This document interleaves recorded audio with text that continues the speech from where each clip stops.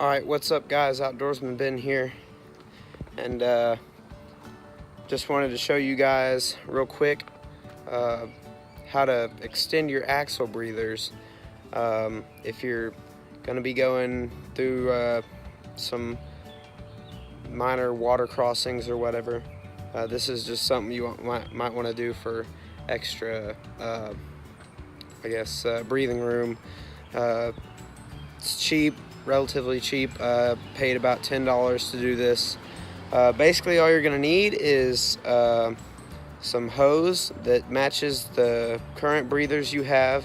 You're going to need some hose splices I think it's called, and then you're going to need some patience to figure out how to run it. So basically what you want to do, here I'll flip the camera around. Basically what you want to do is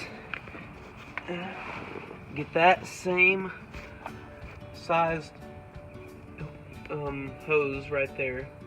I got it from my local Advanced Auto Parts, and you're just going to want to get the same size, and that right there is actually the new hose. I went ahead and put that on the actual axle is because it is new, therefore it is going to be a lot harder to stretch, so it's not coming off that fitting that's on the axle.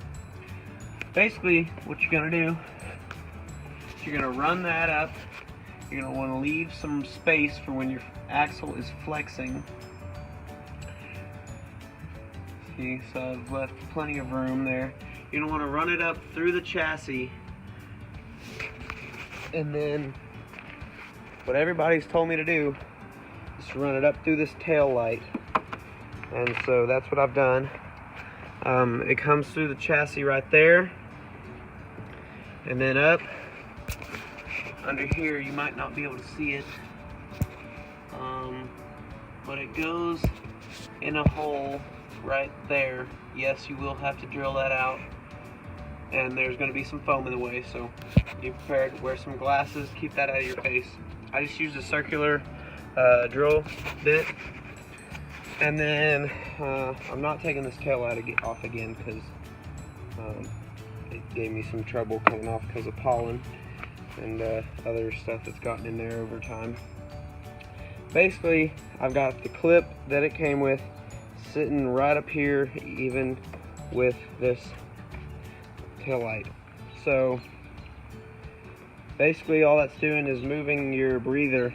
The breather used to just come right here, so anything that's like barely above your tires, you're not gonna get to go through, because as soon as you start getting water in there, your gear oil is gonna turn a milky color, and it's just gonna be a hassle to fix. Basically, this is sitting up here about 3 feet 9 inches. When I measured it, and I went ahead and did this just because I don't want to risk any damage. This is a 2012 JK, and so I don't know if it's the same on others, but on this, let's see if I can get the hood open. On this, your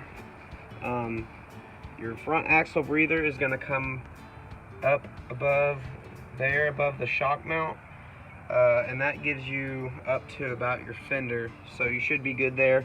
And then you also, when you're off-roading and you're going through water crossings, you're going to want to worry about your transfer case breather hose, and that's just sitting on top of the engine, so that doesn't need extended. And I'm not going to extend the front axle because it's not, if there's stuff coming up above my tires toward my fenders and up my shock mount, I'm not going through that. And if it's anywhere near that right there, which is my air intake, definitely not going through that. So just a little cheap, easy upgrade, make you able to go through a little bit more than what you usually could with your standard axle breather hoses. While I'm at it, hadn't done a Jeep video in a while, hadn't done any videos in a while, So I'm gonna go ahead and do some updates on what we've been doing to the Jeep.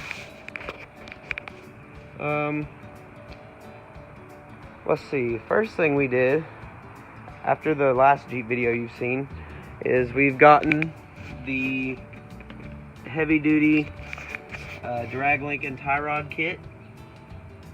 It's in there like so, and we upgraded to the Falcon Nexus 2.1 steering stabilizer.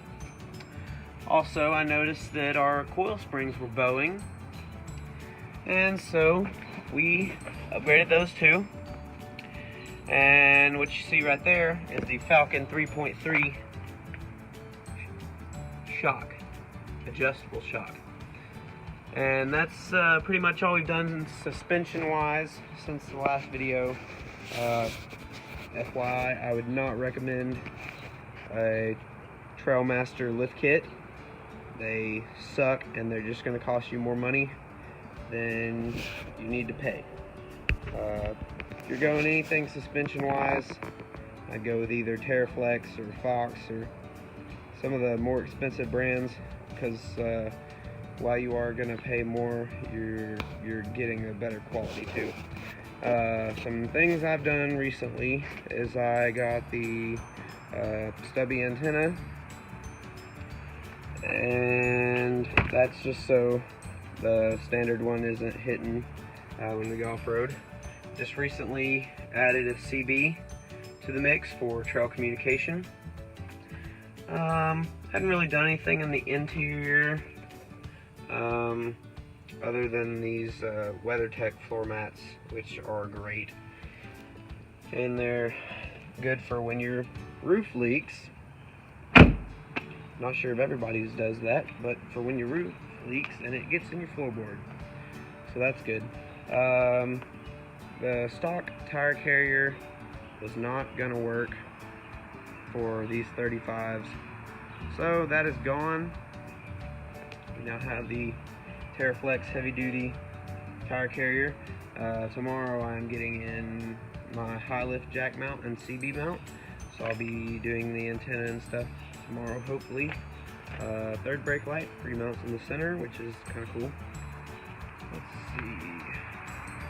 Another thing I did while I was under here a couple days ago, I went ahead and painted the exhaust black, as well as touched up the axle. Makes it look really nice. It's not the best paint job, but it definitely looks nicer than the faded black. And then for the as far as the muffler goes, it looks way better than the chrome. Let's see. I think that's pretty much it as far as new things that we've gotten since the last time. Looks really nice.